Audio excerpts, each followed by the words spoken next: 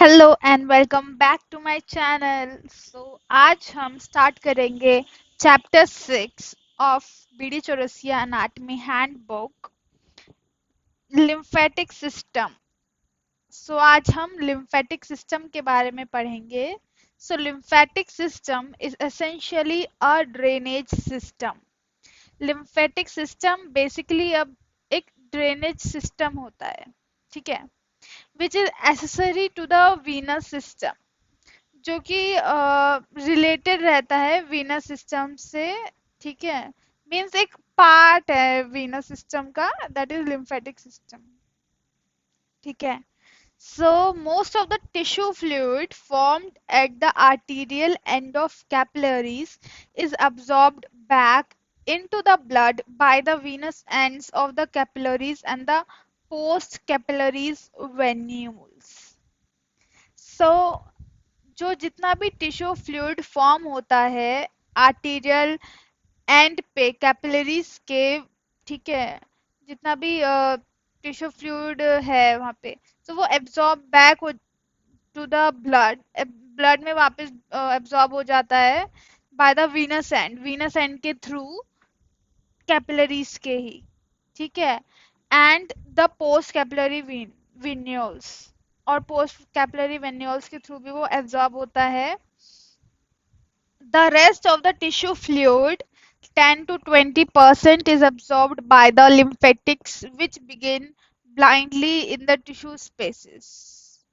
और बाकी जो टिश्यू फ्लूइड है वो एब्जॉर्ब हो जाता है लिम्फेटिक्स से, which begin blindly in their tissue spaces. और वो कहाँ पे एब्जॉर्ब होता है? टिश्यू स्पेसेस पे। ठीक है, बेसिकली जो आर्टीरियल आर्टरीज का जो एक्स्ट्रा फ्लूइड जो जा रहा था, वो एक तो वीन्स से एब्जॉर्ब हो रहा है, और बेकार और बाकी बचा हुआ टिश्यू फ्लूइड जो है वो लिम्फेटिक्स एब्जॉर्ब कर रही है। ठीक है, सो ये एक एग्जाम्पल, एक डायग्रामेटिक वे दिखा रखा है कि लिम्फेटिक सिस्टम किस तरह कनेक्टेड है। ठीक है, कैपिलरीज के पास भी है, उधर वहाँ पे प्रेजेंट होता है लिम्फेटिक कैपिलरीज, जो कि एक्सेस फ्लूइड वहाँ से एब्जॉर्ब कर लेती हैं, और वेन्स में भी है lymphatic duct. So it is important to know that the larger particles, proteins, and particulate matter can be removed from the tissue fluid only by the lymphatics.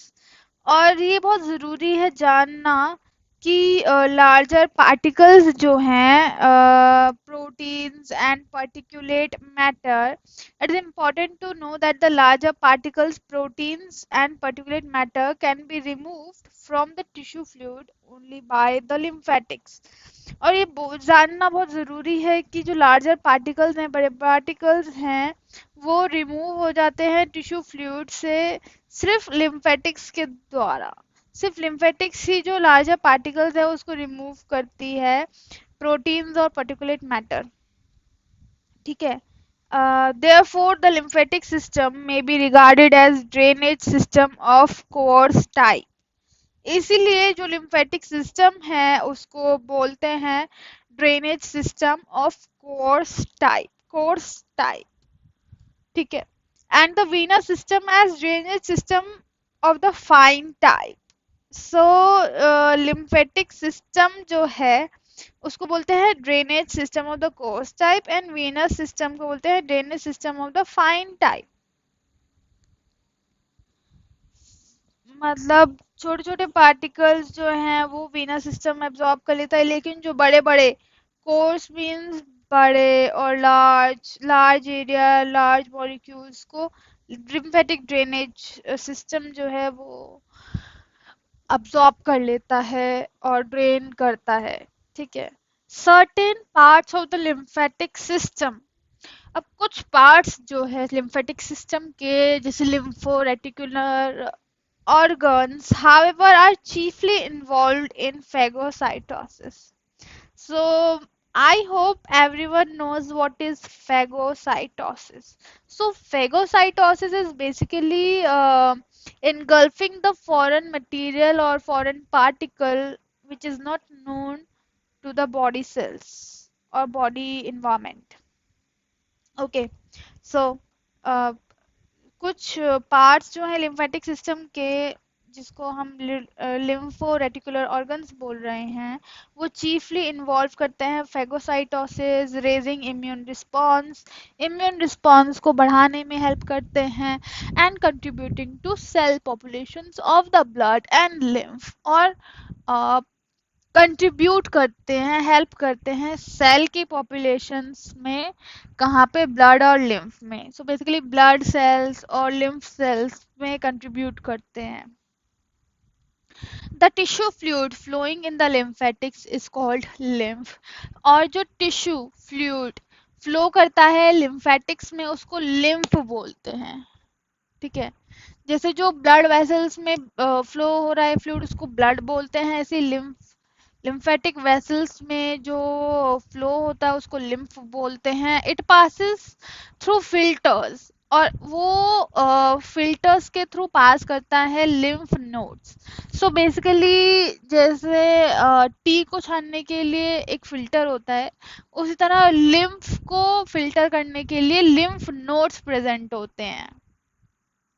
ठीक है, जहाँ जहाँ पे कोर्स है लिम्फेटिक्स का वहाँ वहाँ पे लिम्फ नोड्स प्रेजेंट होते हैं. And finally drains into the venous blood, और वो जब फिल्टर आउट हो जाते हैं तो वीनस ब्लड में जाके वो ड्रेन आउट हो जाते हैं वापस से. lymph form lymph from most of the tissues is clear and colorless. So basically जो lymph का कलर इसमें बता रखा है, most of the tissues का क्लियर कलर होता है एंड कलरलेस होता है, कोई कलर ही नहीं होता है. बट द lymph, लेकिन but the lymph from small intestine is milky white due to absorption of fat. लेकिन जो lymph small intestine से आता है वो मिल्की वाइट होता है.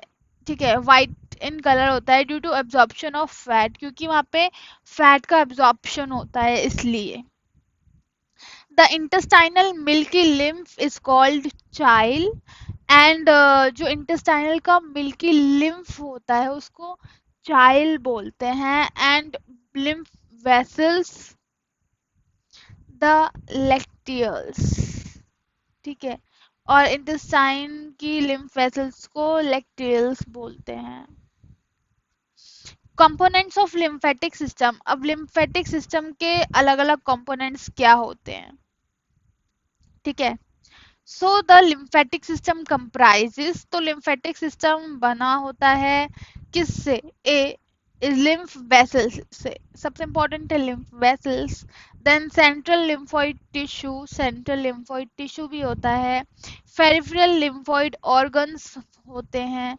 सर्कुलेटिंग लिम्फोसाइट्स होता है.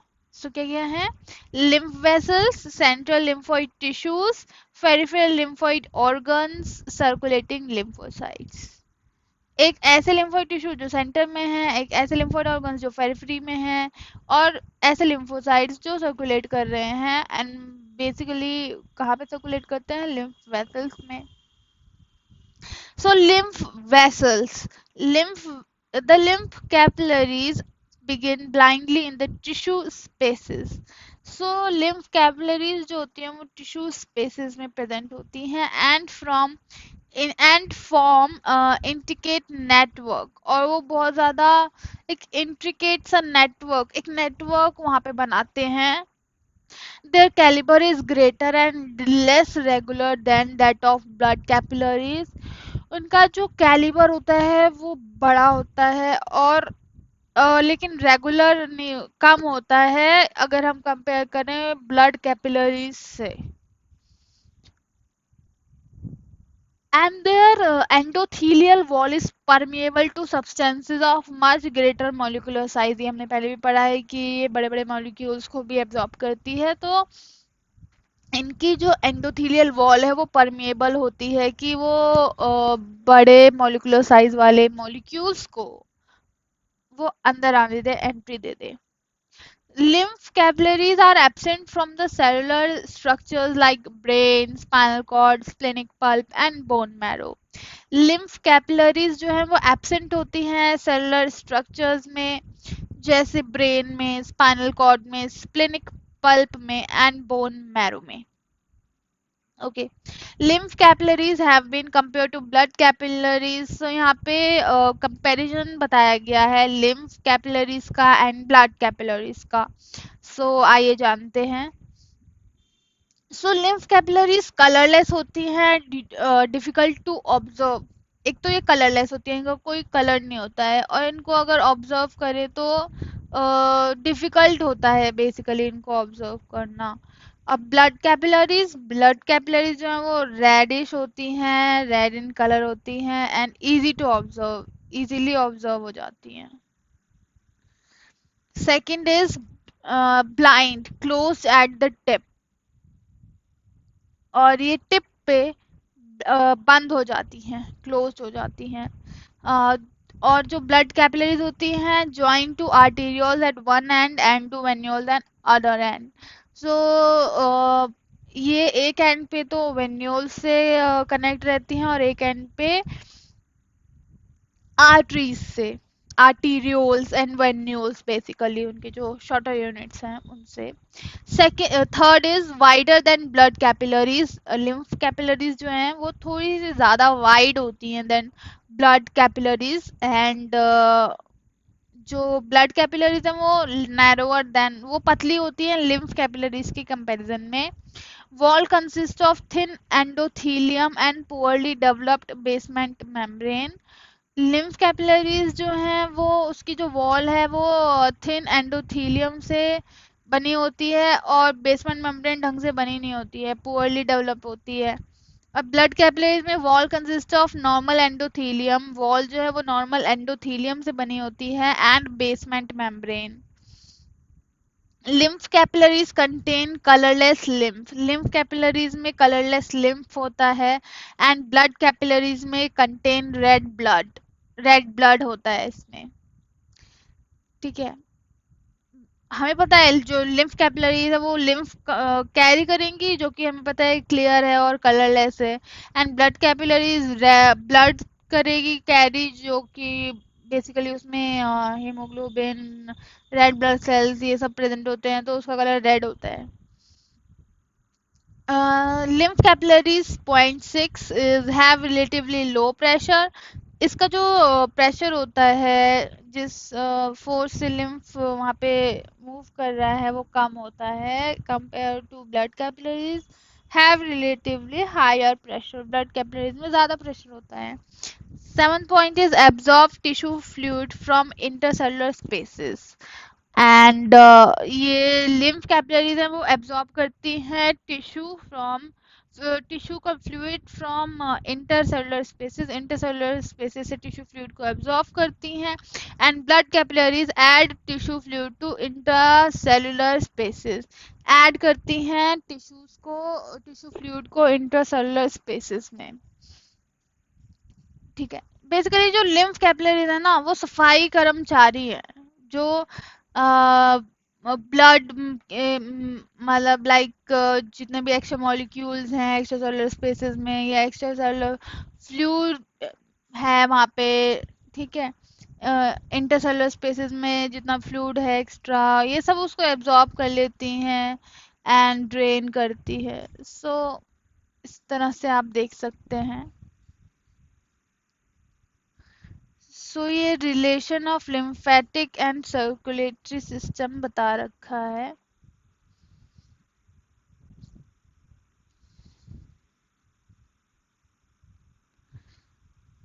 The lymph capillaries join to form lymphatics.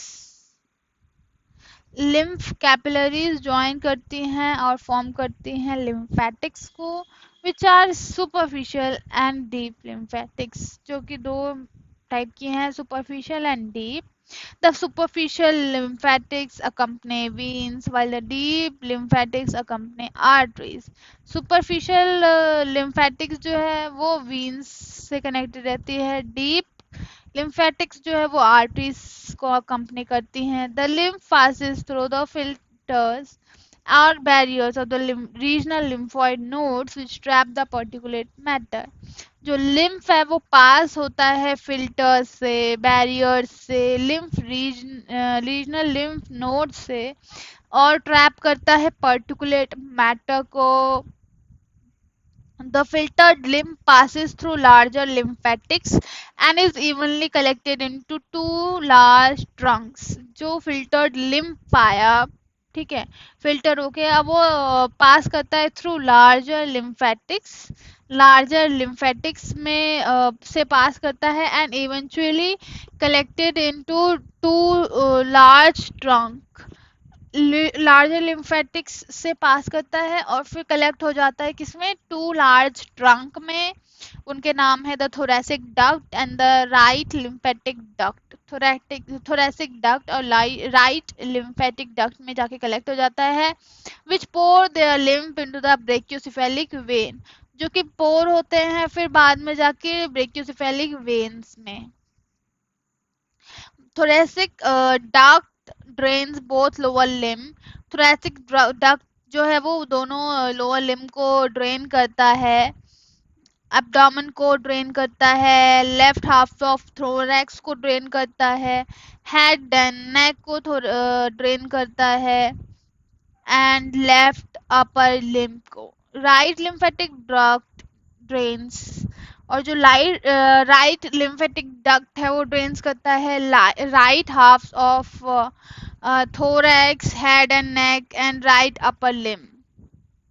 Okay, so basically जो लिम्फेटिक्स हैं वो लार्जर लिम्फेटिक्स से दो डक्ट्स में पोर कर रहे हैं लिम्फ को. कहाँ कहाँ, thoracic duct and right lymphatic ducts. Okay, और फिर वो भी उसके भी डिफाइन कर दिए कि कहाँ कहाँ से जो लिम्फ आ रहा है वो कौन से डक्ट में जाके ड्रेन हो रहा है. The lymphatics anastomose freely with their neighbors of the same side as well as the opposite side.